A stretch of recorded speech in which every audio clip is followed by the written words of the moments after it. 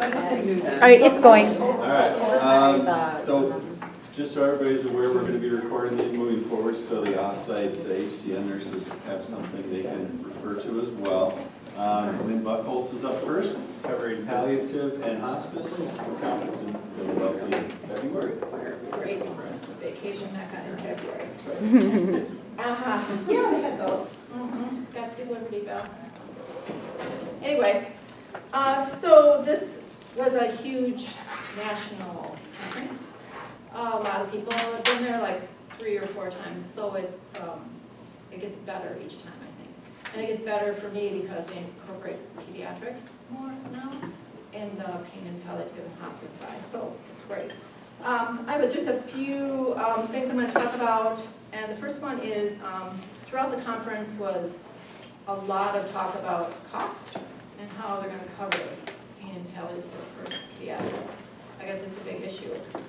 Older people die and they get all of it, but children not so much. There was one presenter that talked about what their state was doing. It was in California, and there's a big bill up now for coverage for children at the end of life. So we are moving forward in that situation. Also, another little sidebar was there was a nurse there that was a manager of an ICU setting, and she was doing her own little research project kind of thing, which was interesting, about how pain and palliative services and hospice should be kind of incorporated from the very beginning of children's stays in an ICU setting. You know, it usually ends up when they're going home, and then the parents don't want to hear about it. It's like, no, we're going home. And so she got everybody on board, and she introduced the pain and palliative team to these patients when they were admitted to the ICU. And she said it went really well. There was like a weekly visit from a provider just to say, here, you know, how's your child's pain? How's he adapting to the situation? Do you need anything? To, after they got to know you better, down the road, they could ask the more personal questions, like, what are we going to do at home when my child's in pain? Who's going to come see him? What's going to go on? So she said there was much better acceptance of it when they went home, and they're also, she said their course seemed to be smoother, especially from the children side of it. So that was just a little sidebar, very interesting. Early intervention, I guess, is key here. Also, she talked about, the same nurse talked about how to open these lines of communication with families and how difficult it is to start talking about it. And she said they would come in again on a weekly basis and then just start talking about their family. What do they want from their child? How they perceive things are going to go. She also made sure they understood all the medical terminology. They talked about, do you know what is happening here with this ECMO? Do you know exactly what's going on? So they talked a lot about that throughout the visit, and they also talked about what the doctors have said to them that particular day.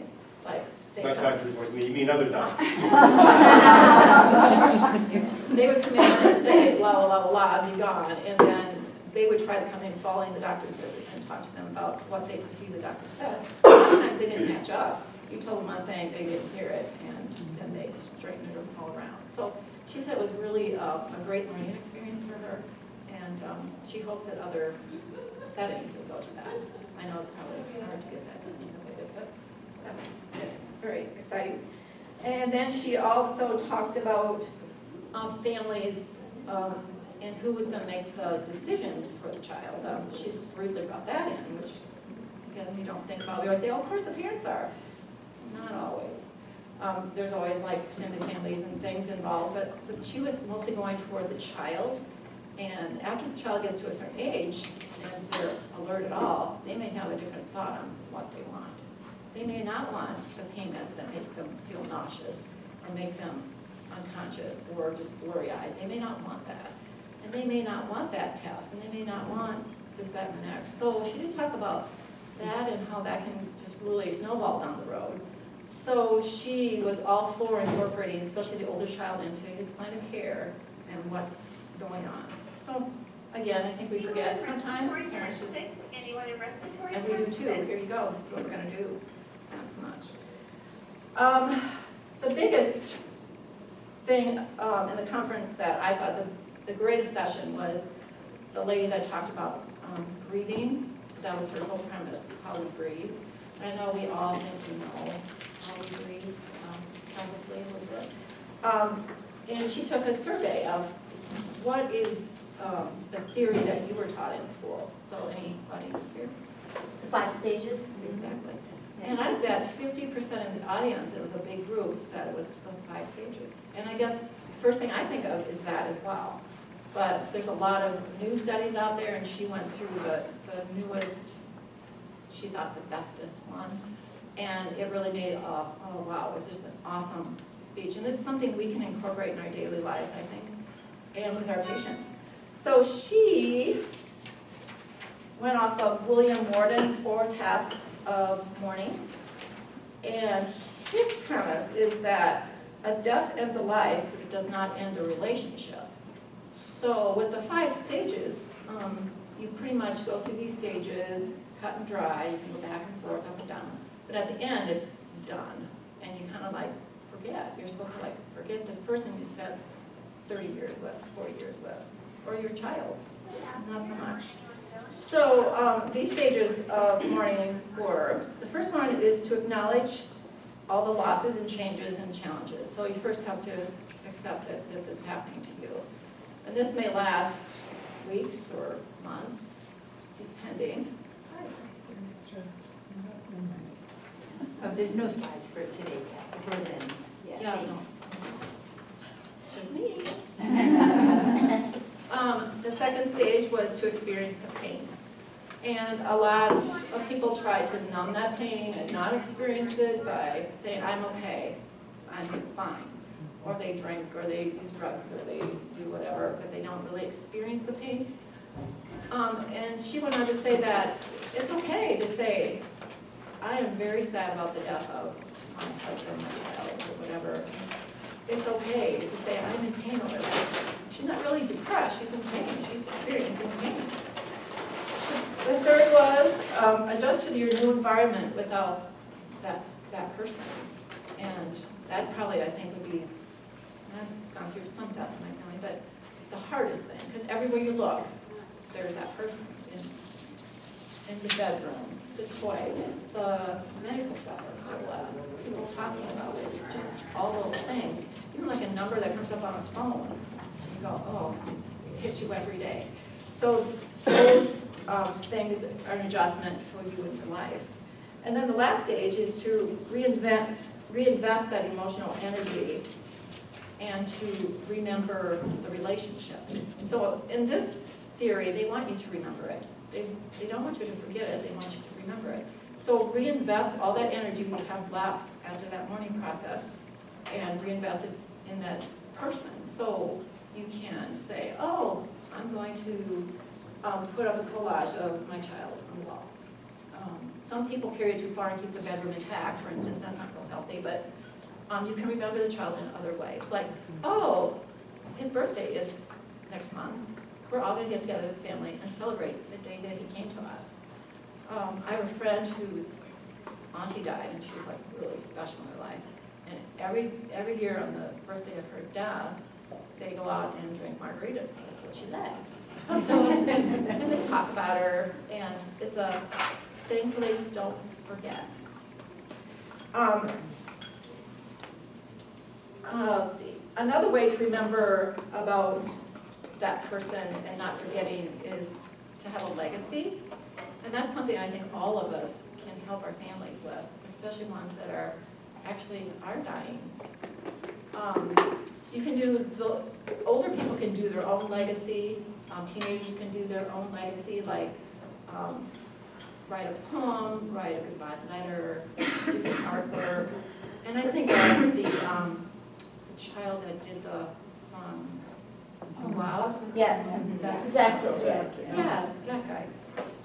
He actually left a legacy for his family to make things easier for them.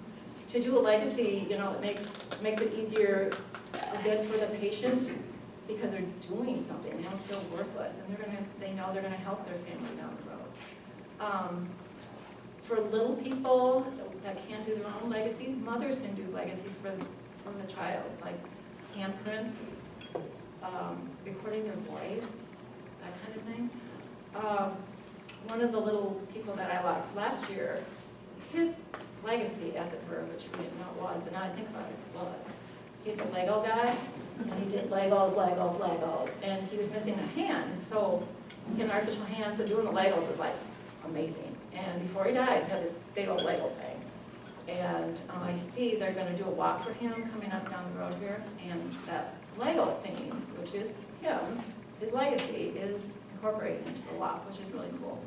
And also there's things like color, and that kid liked orange, so orange everything. I mean, it's not sad at that point, it's more of a legacy, and it should help you feel better about the whole situation. In the hospital, some of the child life people will help with that as well. They'll come around to the room and they'll say, so what's special about your child? What does he like to do? He likes color or whatever. She can incorporate that into the end of life if he's able to color something, to do something that the mother will have as her legacy.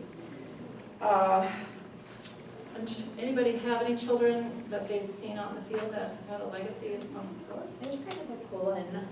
I had a mom put together totes for her Oh. daughter, and she delivers them to other families that are experiencing time in the PSU.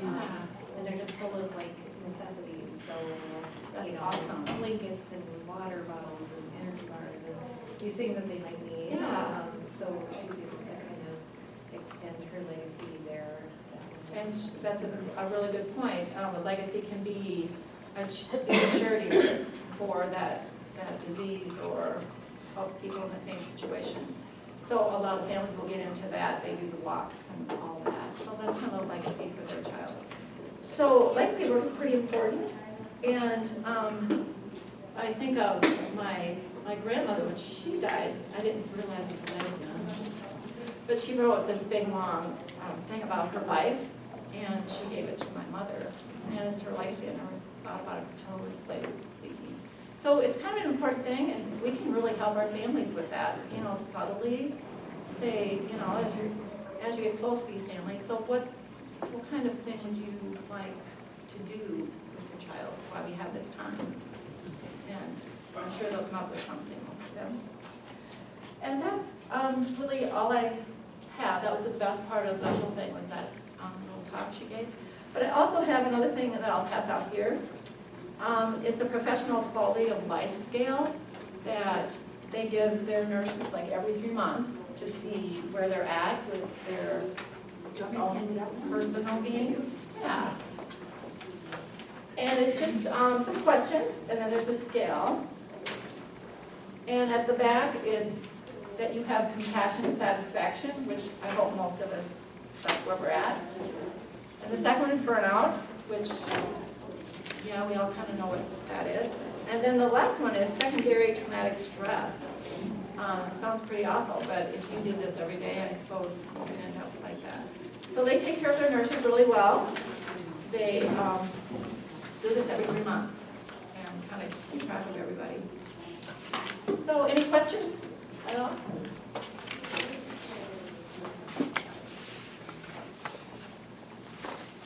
Available by Maynard for 6. All right, great. Thank By you. Maynard, call hold request.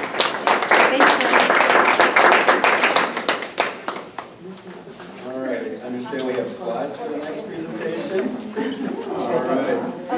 We have the presentation for the neonatal nutrition conference in Houston. All right. Right. So I attended a conference in Houston, Texas about neonatal nutrition. So it was about a 4-day conference about a variety of different topics regarding nutrition in the neonate or preemie population. All right, so to start off, there was so many good presenters and topics, so I had to pick and choose. So the first one I'm going to talk about is a talk that was from Dr. Richard Stanley at the Cohen Children's Medical Center of New York. And he kind of talked about the benefits of breast milk. And he said there's no really new information about that, but he just kind of went over the benefits of it. And so I'm going to mostly focus on the effects that it has on necrotizing enterocolitis, also known as NEC, sepsis, and urinary tract infections. So this picture down here is a picture of a neonate's digestive tract when they're first born. So because these babies are born early, their digestive tracts are not fully developed, and so they have factors that increase their risk for developing NEC or sepsis or whatnot. And so some of these factors include a decreased proteolytic enzymes, which are basically enzymes that break down protein chains, and which then, because of this reduction in these enzymes, it increases the gastric pH. As well, in addition to this, they have decreased peristalsis, which is a decrease in motility, and their tight junctions are altered, so ultimately, so this is the kind of the space between each of the cells in your digestive tract. So because of these are altered, it ultimately causes increased permeability, so bad bacteria can get in more likely. So, and then plus on top of it all, they just have lots of inflammation, which does not help. And so he just kind of went over how human breast milk helps kind of counteract all those factors. So breast milk has the third most abundant item in breast milk is oligosaccharides, which are basically a chain of 3 to 9 monosaccharides. And monosaccharides are your basic unit of sugar. So they're your glucose, fructose, and galactose.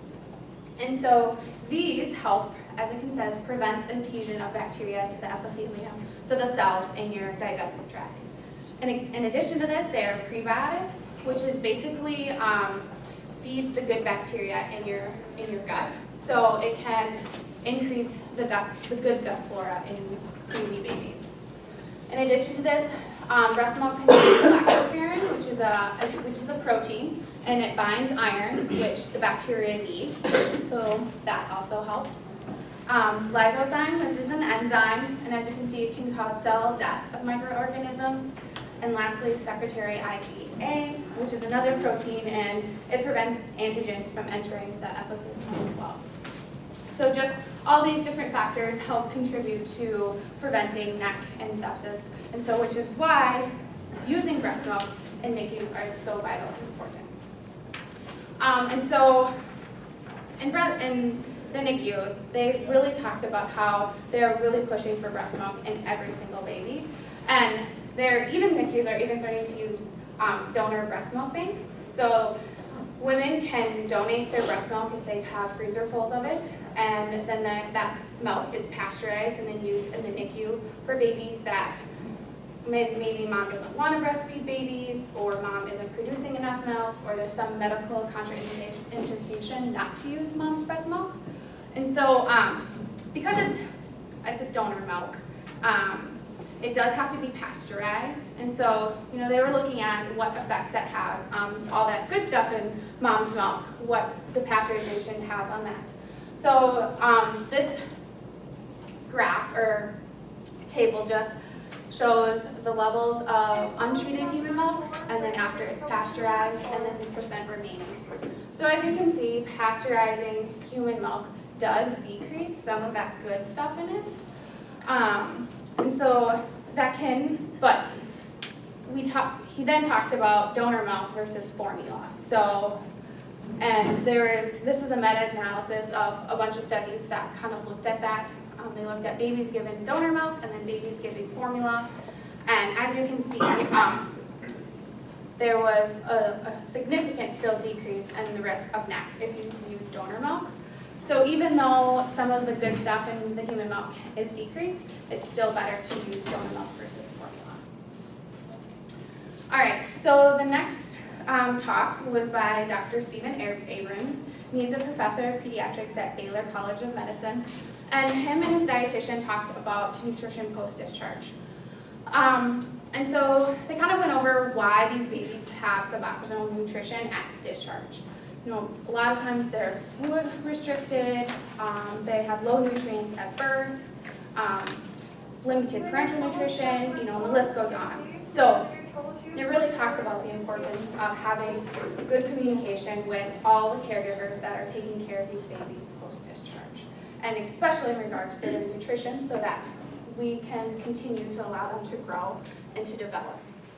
So they really, really pushed human breast milk there. So that's the cure for everything. But they said that, so they encourage these preemie babies to go home on human breast milk, but they recognize that for preemie babies who need catch-up growth, human breast milk can be limited in certain aspects. So protein can be low, calorie density, calories can be low, and especially minerals for that baby's bone development, especially calcium and phosphorus. And then vitamin D can be low too. They said that for mom can take up to 3 times the recommended amount, so that's about 6,400 international units a day for her breast milk level of vitamin D to go up.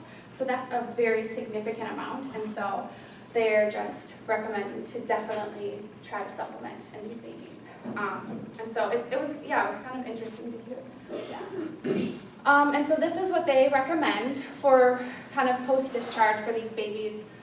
So they recommend 5 to 6 feedings a day of breastfeeding or just breast milk, and then 2 to 3 feedings of a transitional liquid formula. They really shied away from fortifying the breast milk, because then that takes away from breastfeeding, and they want the baby to have as much breastfeeding as possible. And so these transitional formulas are going to be like your NeoSure and your Gerber Good Start, which is off the market right now, but should be coming back. And so these formulas are, standard dilution is 22 calories per ounce, so it's higher than what a normal baby's formula is, and they're going to have higher nutrients, so phosphorus and calcium, again, to support those babies' extra needs for their catch-up growth. And so they recommend to continue this regimen until the baby's about 4 to 6 months corrected, or until all of their growth parameters are above the 25th percentile. And so I wish on paper it seems so easy, but it's really not. And you really have to work closely with families and making sure everything and monitoring their growth really closely. So that 25% is uncorrected? No, corrected, I believe. Corrected. So it's kind of, if baby's above the 25th percentile and they're at 4 to 6 months corrected, then you can stop it. Or if they're at 4 to 6 months and their growth parameters are still below the 25th, then you can continue with this feeding regimen. So, and they also just talked about the importance of accurate measurements of these babies, whether it's length and weight, because they said, we use so much of those numbers to base so much of our practice on those, and really educating and making sure that we're getting accurate measurements is important. And so then they also recommended to do about 1/2 ml of a multivitamin with iron to equal about 3 mg per kg per day iron, and then 400 international units of vitamin D. And then they also really stress the importance of not using powdered formula for fortification for these babies. One, it's inaccurate measuring, mixing. It can get confusing knowing how much breast milk to measure out or how much water. Some families will over dilute and not use as much just because they don't want to go through the cans as much. So there's a lot of room for error. And then also there's an increased risk of contamination for these powdered formulas. And they said realistically they would love this, but they know that that's not ideal. And some of your kids are going to be on powdered formulas, but for the NICUs, especially for the high-risk kids, they try to shy away from it. So let's see. All right. So another talk was about nutrition in short bowel syndrome kiddos by Dr. Kristen Lynette Van Bern, who is at Texas Children's Hospital. And so as dietitians here, we deal a lot with short bowel syndrome kiddos, and so as much information I can get, I love to hear about, what other people are doing with their short bowel syndrome kiddos, because they can be pretty challenging. So basically, a short bowel syndrome patient is a type of intestinal failure that occurs due to intestinal resection. So, intestinal failure is basically the GI tract cannot sustain life without nutritional supplements. And this can come from whether baby had neck or gastroschisis or whatever reason then it may be. So normally neonate babies are born with about 250 centimeters of bowel, and babies may develop short bowel syndrome when they have less than 75 centimeters. But she categorized the three different, up here, the short bowel, very short bowel, and ultra short bowel. So depending on how much of their bowel remains really influences their outcomes. And so always remembering that in your practice is important. And then other considerations to remember is what portion of the bowel was removed. So you have your jejunum, duodenum, and ileum. And knowing, knowing what bowel was removed will help you look at and prevent deficiencies, and kind of maybe look at maybe potential problems that these kids can have in the future, especially the ileum. The ileum plays really vital roles, and it actually, I believe it is shown to adapt better. When the ileum is still remaining bowel, it does adapt better compared to the other portions. Another consideration is the functioning of the colon. So the colon plays a huge role in our digestive system. It absorbs fluids and electrolytes, but it also provides a good portion of energy for us. It can, all those undigested carbohydrates, it can feed. The good bacteria will feed on that, like I was talking about before. And it can actually produce short-chain fatty acids that can be used as energy. And so with the colon not functioning, that can influence that. And then gastric hypersecretions as well. When the bowel is resected, these babies are just going to have an overload of secretions, which can lead to malabsorption, increased diarrhea, and really hydration issues as well. So there's kind of three aspects to think about. Most kids are going to need almost all kids are going to need parenteral nutrition with short bowel syndrome. And so these are just kind of some of the outlines of the macronutrients for kids that they recommend for when they're first starting out for their parenteral nutrition. And other things that they use parenteral nutrition to is replace for losses. So with those hypersecretions, they're going to need electrolytes, copper, zinc to replace that are getting lost. As well as, and then with parenteral nutrition, we have a risk of liver disease. So that is something to consider, and we watch very closely these kids. And so kind of ways to combat that is to decrease the dextrose, the lipids in kiddos, TPN, or cycle the TPN or initiate enteral nutrition. And so they talked about when those kiddos when their liver labs start creeping up and we're starting getting concerned for liver disease, they talk about initiating lipid lowering. So as you heard the last slide, they like to have a goal for 3 grams per kilo per day for the lipids. But if these kids start getting conjugated bilirubin above 1, they will initiate the lipid lowering, so 1 gram per kilo per day. And so this will hopefully help with that.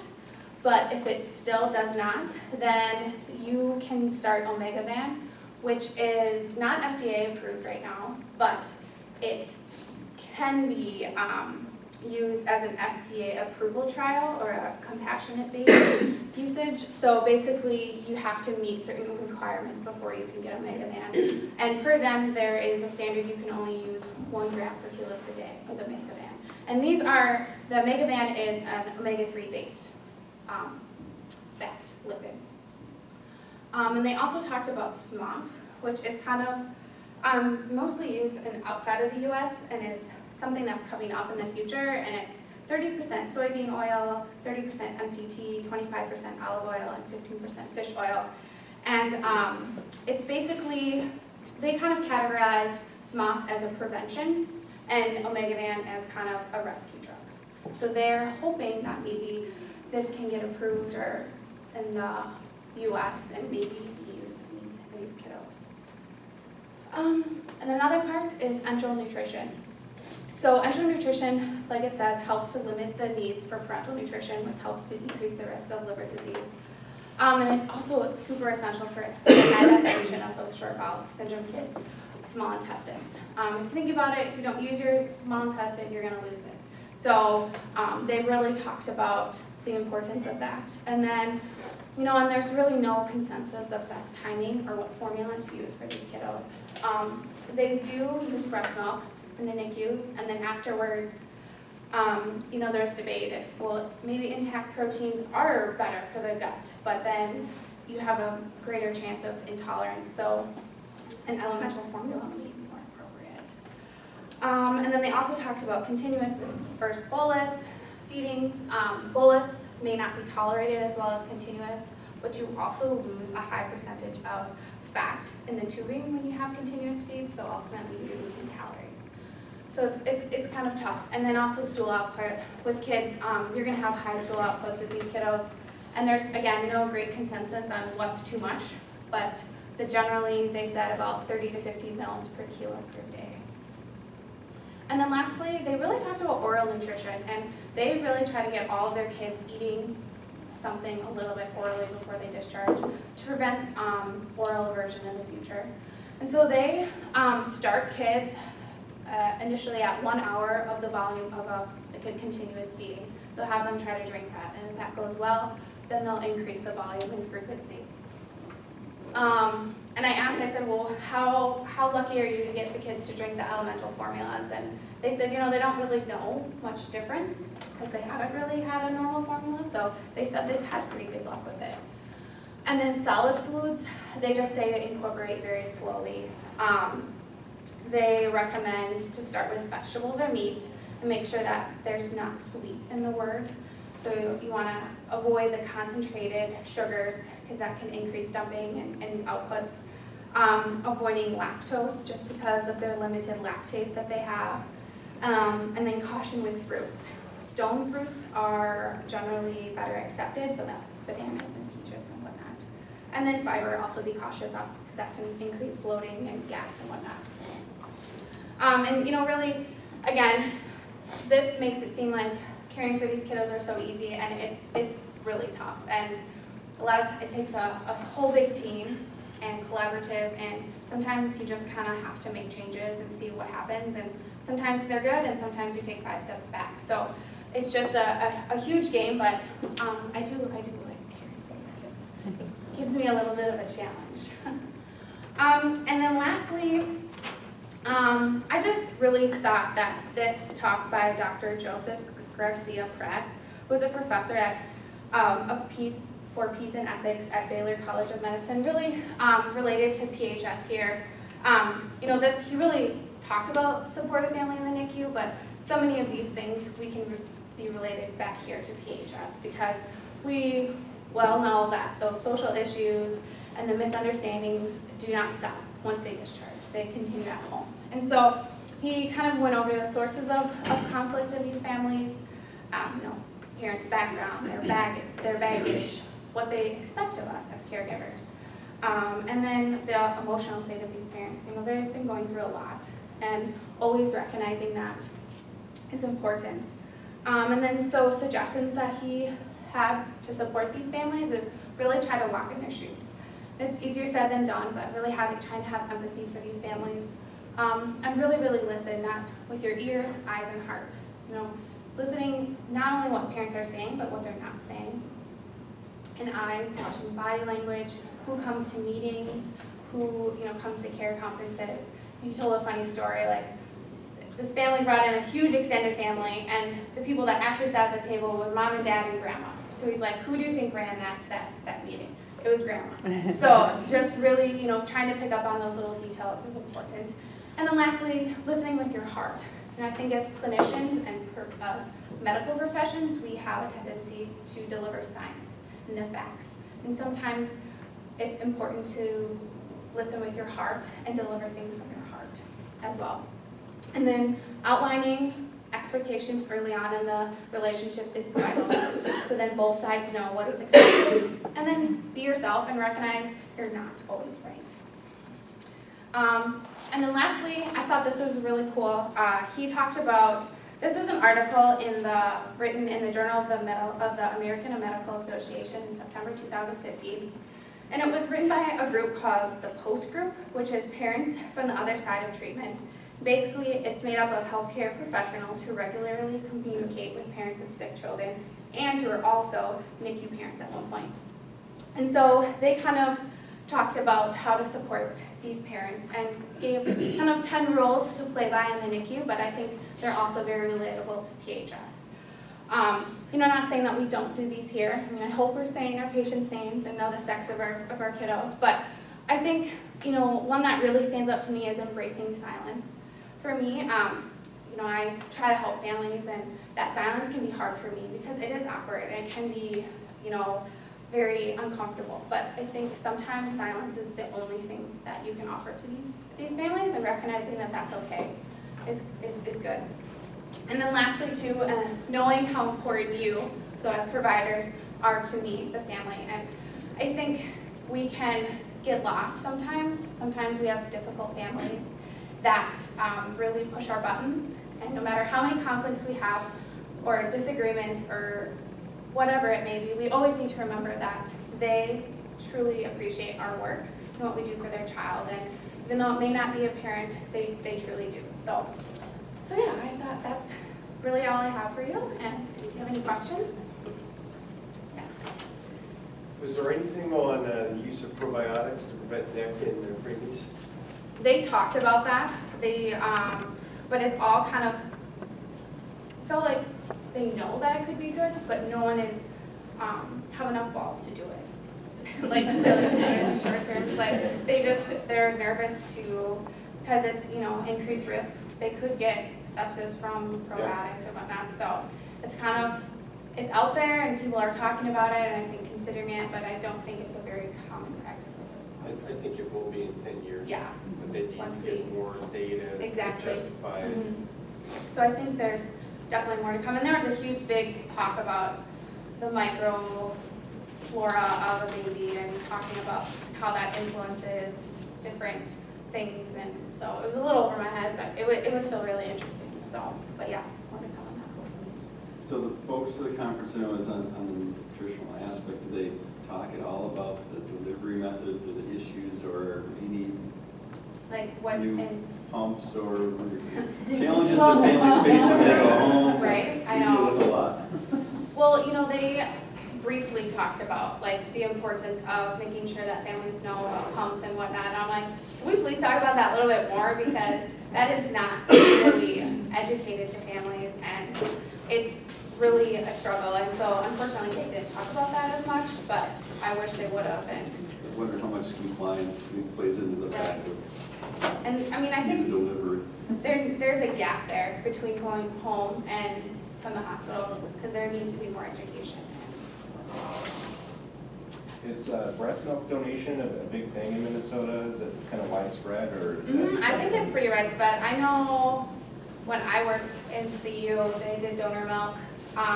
It's pretty stringent on what you have to meet as a breast donor milk as a mom. You have to go through a lot of tests or whatnot, so it's not just any Joe Schmo off the streets. But yeah, it's becoming pretty widespread now. You may encounter that with patients here? I think. So they talked about that. So they will, if baby is using donor milk in the NICU, they will eventually transition that baby off of the donor milk, because that's not realistic to go home on. So yeah, no, as of right now, there's no donor milk being used in the homes besides just having your aunt or your sister donate milk to you. But yeah, no, not that I know of. Yeah, 'cause you can transmit HIV, hepatitis B, and CMV through breast milk. So they test for all that stuff. Did they say there's all right, it's time for me to go home. Did they say if they're experiencing shortages of donor milk, as far as not being able to serve their preemie population? I don't think so. They didn't really mention about that at all. They just are really trying to really push for education for moms to start breastfeeding. And there is, it's surprising about how many people really don't want to breastfeed.